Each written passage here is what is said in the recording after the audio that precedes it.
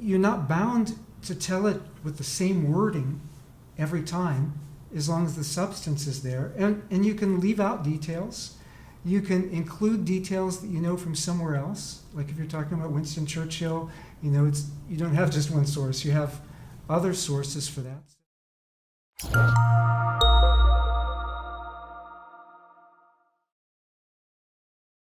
But let's talk about the differences.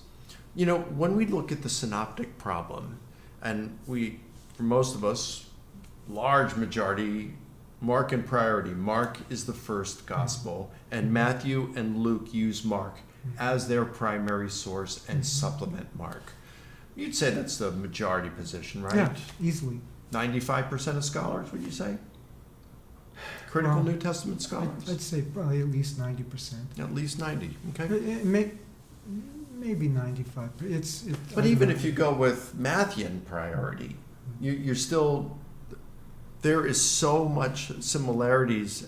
All the arguments still apply. You exactly. have an interdependence of sources that are used between Matthew, Mark, and Luke. Yeah, we see them Jesus using did themselves. So many things, John says, that the world itself couldn't contain the books that would be written. So why do Matthew, Mark, and Luke overlap so much when, they could have so many other stories? Yeah. So, all right, so let's just assume Mark in priority. If a person wants to assume Matthew in priority, they can do that, but the same thing is there. You've got Luke using Matthew, you've got Mark using Matthew. Mm-hmm. And we can see how they change their primary source. Mm-hmm. Give us an example. Well, an easy and obvious one is kingdom of heaven and kingdom of God. I mean, Mark always speaks of kingdom of God. Yeah. Matthew, I think there's just 3 passages, 4 examples, something like that, where he keeps kingdom of God. Everywhere else it's kingdom of heaven. And what do you think was original? It's a no-brainer that these are the same incidents. Well, Jesus may have been talking about kingdom of heaven. Maybe Matthew knew that. But Matthew, I think, is using Mark, and Mark has an audience that wouldn't have any idea what a kingdom of heaven was. Yeah. So, it makes sense. Mark has kingdom of God, and Jesus could have spoken of it that way too. Probably did speak of it that way more. John, which may be independent, the couple times John has it is kingdom of God. So, maybe kingdom of God was the more common usage of Jesus. But what's the point? Unless you're expecting it to be verbatim, then I don't see the problem with that. Yeah. Now, when I first became a Christian, I was converted out of atheism. I knew nothing about the Gospels, and so first time through, I'm reading Matthew, get to the end of it, very satisfied. Jesus gets crucified, he rises again. Then I read Mark. He gets crucified and rises again. I'm like, how often is this going to happen? I didn't realize, I thought it was going to be all written in chronological order, So I didn't know, but and yet he was reading Homer at age 12. Yeah, so you Christians, you're smarter than some of us. But anyway, no, but I'm Christian now. But so eventually, though, I remember before I went off to Bible college, and this was a fairly conservative, Assemblies of God Bible College, Pentecostal.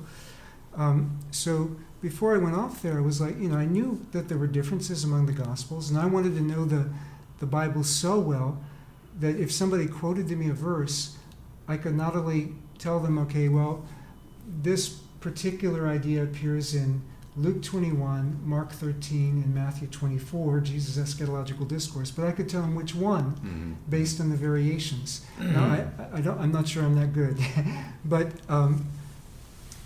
that's what I wanted to be able to do, because I knew that there were variations.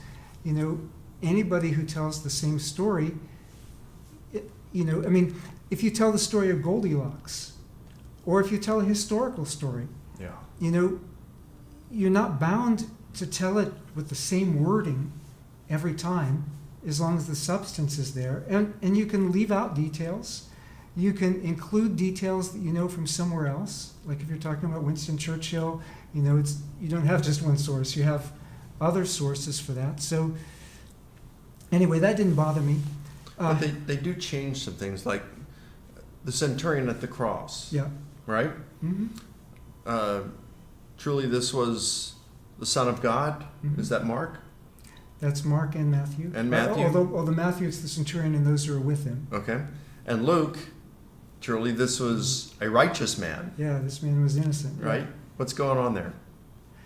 Well, Luke wants to emphasize Jesus' innocence. You've got that emphasized several times, a number of times. It's in all the Gospels, but you've got it emphasized more in Luke's Gospel, especially Luke 23. But then also toward the end of Acts, Luke's second volume, you have that emphasized with Paul.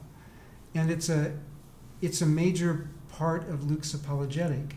Now, historians back then could write, of course, today we don't like apologists, right? But back then, you had apologetic historians who wrote for apologetic purposes. But just because you have a purpose doesn't mean you're not going to draw on real facts.